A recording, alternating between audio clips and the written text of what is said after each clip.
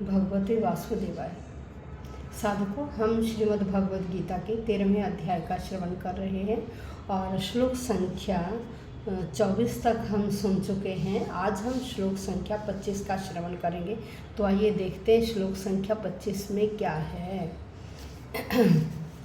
24 में तो उन्होंने बताया था भगवान ने अर्जुन को कि जो व्यक्ति प्रकृति, जीव और प्रकृति के गुणों की क्रिया से संबंधित इस विचारधारा को समझ लेता है तो उसे मुक्ति की प्राप्ति अवश्य होती है और उसका पुनर्जन्म नहीं होता। अब देखिए इस 25वें श्लोक में क्या कह रहे हैं भगवान कि जो लोग अपने ध्यान के द्वारा अपने भीतर ही भगवान का दर्शन कर लेते हैं, कुछ ऐसे हैं जो ज्ञान के द्वारा, कुछ ध्यान के द्वारा, कुछ ज्ञान के द्वारा और कुछ निष्काम कर्म के द्वारा उस भगवान का दर्शन कर लेते हैं। तो ये इस श्लोक में बताया गया है। आइए, ध्यानेन आत्मनि पश्यन्ति केचिद आत्मना अन्ये सांख्येन योगेन कर्म योगेन चापरे।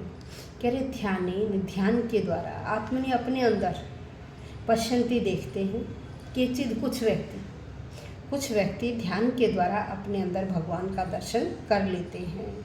फिर क्या कहा, आत्मना मन से, आत्मन परमात्मा को, कुछ व्यक्ति मन से परमात्मा को, अन्य दूसरे सांख्य से, सांख्य होता है दार्शनिक विचारधारा, योगेन योग के द्वारा और कर्म योगेन निष्काम कर्म के द्वारा, अपरे दूसरे व्यक्ति अपने भीतर भगवान को देख लेते हैं। तो यहाँ भगवान कह रहे हैं अर्जुन को कि देखिए कुछ व्यक्ति तो ध्यान के द्वारा परमात्मा को अपने भीतर देखते हैं और दूसरे लोग ज्ञान के द्वारा, कुछ ऐसे हैं जो निष्काम कर्म के द्वारा भगवान को देखते हैं।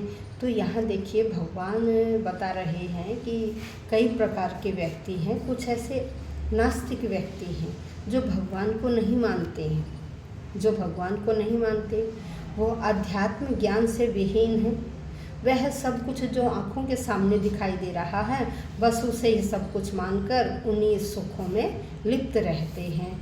तो वो क्या है, नास्तिक कहलाते, जो भगवान को बिल्कुल नहीं मानते। वो क्या कहते हैं, यावत जीवेत सुखम जीवेत ऋणम कृत्वा धृतम पीवेत, कि जब तक है सुख से जियो, भले ही आपके ऊपर ब्याज ऋण चढ़ जाए लेकिन अच्छा खाओ, अच्छा पियो, इसके बाद कुछ नहीं है, यही है सब कुछ। और भगवान कहते हैं कि कुछ क्या करते हैं, कुछ ध्यान से बड़े आराम से एकाग्रचित्त होकर ध्यान से भगवान का दर्शन कर लेते हैं। और कहाँ दर्शन करते हैं, अपने अंदर ही। फिर दूसरा कहा कि कुछ व्यक्ति क्या है, योग के द्वारा, योग साधना के द्वारा,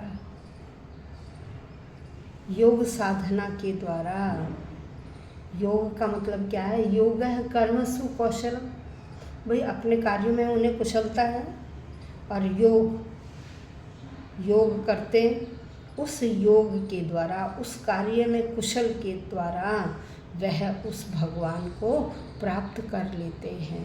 फिर अगला कहा कि देखिए ऐसे भी हैं जो कोई भी कार्य नहीं छोड़ते, निष्काम भाव से, कोई इच्छा नहीं होती उनकी कि मुझे धन मिलना चाहिए, मुझे ये चीज़ मिलनी चाहिए, मुझे वो चीज़ मिलनी चाहिए, तभी मैं ये काम करूँगा। वह केवल और केवल अपना कर्तव्य समझकर कि हम इस संसार में आए हैं तो हमारा ये कर्तव्य बनता है, वह निष्काम भाव से कर्म करते हैं और उस भगवान को प्राप्त कर लेते हैं। निष्काम भाव से कर्म करते हुए ही वह भगवान को प्राप्त कर लेते हैं।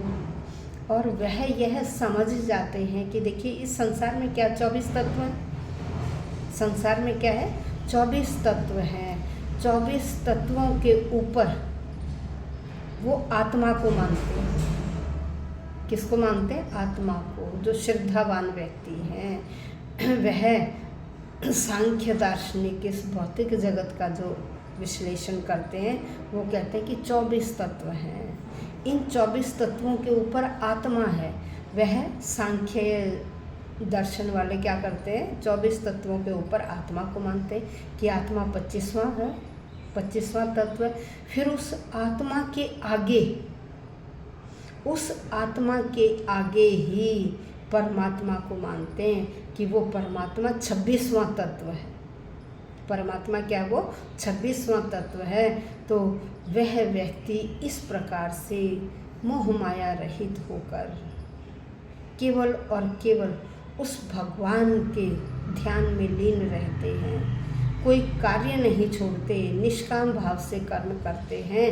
और वह किस स्तर तक पहुँच जाते हैं, कृष्ण भावना अमृत, जहाँ केवल उन्हें भगवान दिखाई देते हैं और आनंद ही आनंद, दिव्य आनंद की अनुभूति होती है।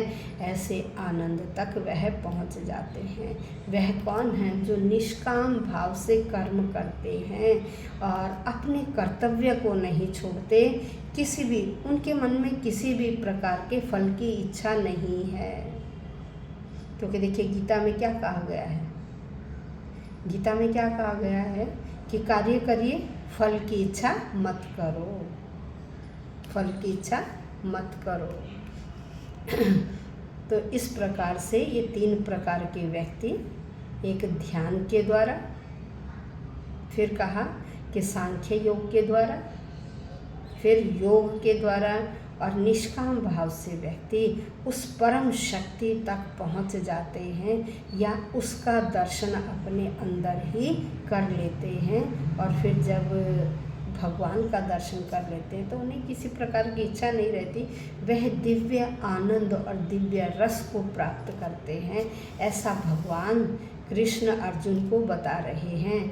जो योग है ना, वो एक हठ योग भी कहलाता है। कुछ व्यक्ति उस हठ योग के द्वारा, जैसे बालक बड़ा जिद्दी हो जाता है, जब तक उसे उस चीज़ की प्राप्ति नहीं होती वो छोड़ता नहीं है, वो रट लगाए रहता है। तो ऐसे ही कुछ व्यक्ति हठ योग के द्वारा कि बस मुझे तो केवल भगवान को प्राप्त करना है, तो वो हठ योग के द्वारा उस भगवान को प्राप्त कर लेते हैं। इतना प्रसन्न कर देते हैं कि भगवान को उनके सामने प्रकट होना पड़ता है। तो आज हमने ये श्लोक संख्या 25 में श्रवण किया। डेली सुनिएगा, वीडियो को बीच में मत छोड़िए, लाइक कीजिए, शेयर कीजिए। यदि किसी ने सब्सक्राइब नहीं किया हो तो सब्सक्राइब कीजिए, ताकि आपके पास नेक्स्ट वीडियो की नोटिफिकेशन पहुंचती रहे। धन्यवाद।